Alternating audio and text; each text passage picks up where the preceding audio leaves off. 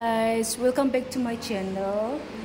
So today we're preparing pork intestine for tomorrow, Tulini, our Sumi festival.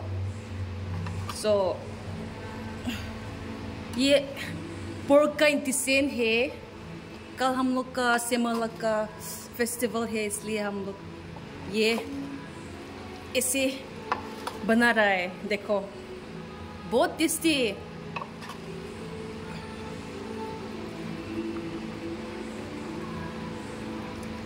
देखो ये देखो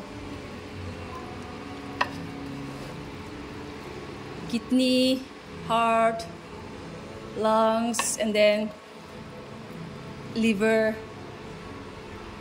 ये देखो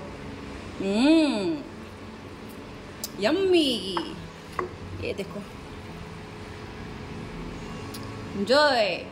Till then, bye. Yo.